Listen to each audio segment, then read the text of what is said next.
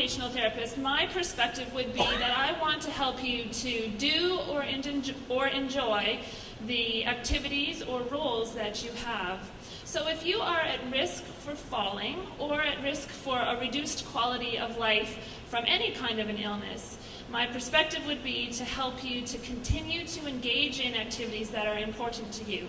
So when we think of preventing falls, I want you to consider the following: that there may be personal factors, environmental factors, or activity factors that you could consider altering, and this may help to reduce your risk for falling or for injury.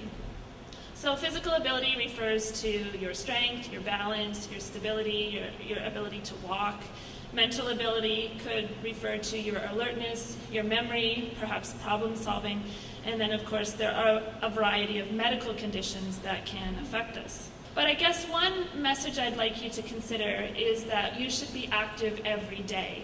And that means more than getting out of bed and getting dressed and eating. It does mean moving about your house, being active in the community as much as you can. This guideline actually comes from Canada's Physical Activity Guide for Older Adults. I mean, it makes sense, but they give us a guideline of trying to be active for 30 minutes every day. Of course, don't limit yourself to 30. If you can be active longer, then absolutely, you know that will help you. So the types of exercise that you should be aware of that can benefit you are endurance exercises, flexibility, or balance and strengthening. Walking may be the most common thing that you participate in as older adults, but don't limit yourself. There's a lot of things out there that you can do. But remember to begin with activities that you are comfortable with and progress slowly.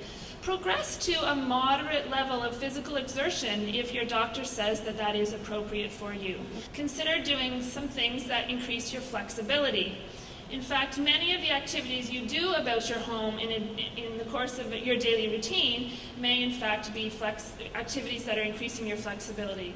Things like laundry, putting away the dishes, housework, all of this does demand some flexibility from you. So again, start slowly if you're going to do things that stretch your muscles.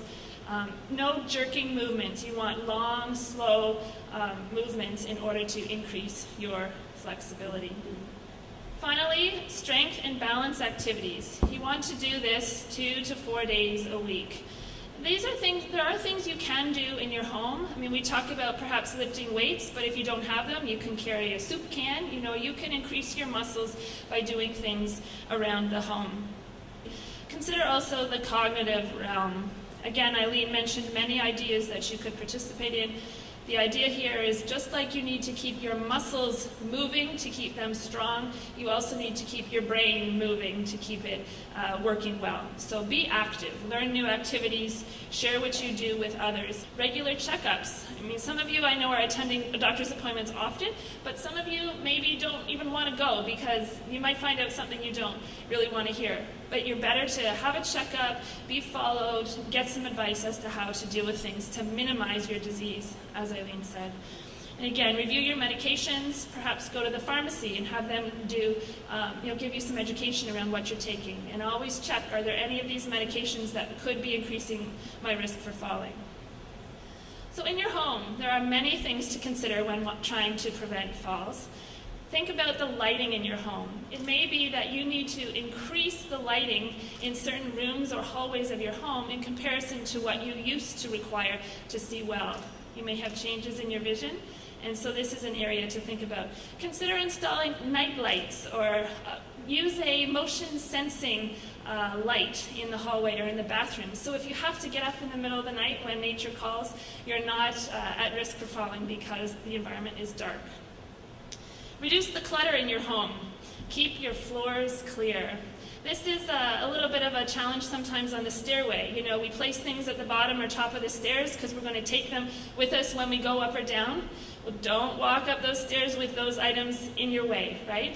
One idea I have is hang a bag over the end of your railing on your stairway. Put the items in a bag. That also means that when you walk up the stairs, you're not carrying the items in your hand, but the items are in a bag over your shoulder, and your hands are free to hold the handrail.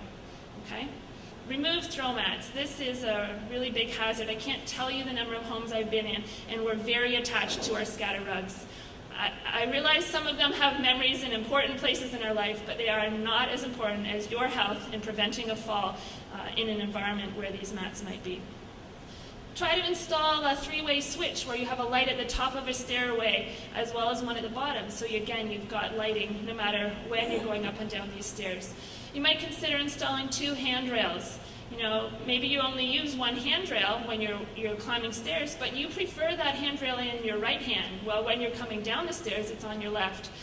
But please, our encouragement to you is that these little changes will not even be evident or obvious to anyone else in your life, but it could save you a trip to the hospital. Regarding the outdoor environment, obviously I know you're great at considering the weather conditions. Keep your walkways free and clear. Use appropriate footwear. But again, my perspective is to say don't stay in all winter because there's a possibility of snow. But maybe use a cane in the wintertime that you don't use in the summer because you want something else for a bit more support. The social engagement and networks we have in our life are so important to our ability to stay healthy. And so we wish that you would, do what you can to maintain companionship, engagement with other people. That's why we often make suggestions that you go to the local seniors group and get involved with people, because it will help to keep you active and involved. Finally, on environmental factors, consider what your transportation needs are. I know not all of you are driving, but consider using buses, disability transit. The choices that you make regarding your lifestyle or the activities you participate in or how you participate in those activities can make a difference to your health.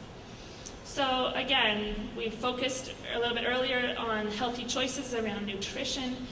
Maybe you buy food that is cheap or convenient or easy, but it may or may not be nutritious. So consider what it would mean to have easy to prepare nutritious food, right? Meal preparation is something you do not enjoy. Well, maybe you buy some prepared food, or you sit at the table to conserve your energy while doing it. Just save your energy for the things that are more important to you. First of all, prioritize. Think about what's most important to you and do these items first. Secondly, plan. If you know what you're going to do, what you need, where you're going to do it, how you're going to achieve it, and make some arrangements in advance, likely you will be more comfortable in completing or participating in your activity than if you had made no preparation in advance. Pace yourself. We don't have to do as much in a day as we used to, or at the pace that we used to. I know that's hard. You tell me that it is very hard to accept that you can't do what you used to be able to do. But again, I would say to you, but you can do some of those things. Or maybe it takes you 2 days or 3 days to do it. So try, because your participation will give you life satisfaction and enjoyment. And finally, consider your posture. Be aware of your posture. Maybe even ask someone to watch your posture as you are doing an activity.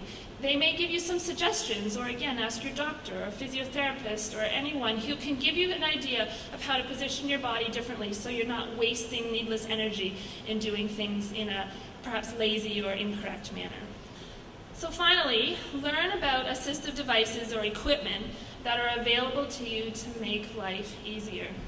Now, I don't know about you, but when I look at this slide, the photograph of the young boy, it inspires me. I feel proud for him. I'm excited that with the use of his crutches, he can play a game that every child likes to play, right? But the picture beside that, the woman using the walker, wouldn't it be great if we had that same sense of excitement for this woman here? She has it. She's excited that she's out doing what is important to her, right? But she's using a walker. Too many older adults have the view that I won't use the walker because it makes me look old, right? Or legitimately, it takes time and effort to put it in the trunk of the car. I have to ask my family or friend to do that for me, and I don't want to bother them.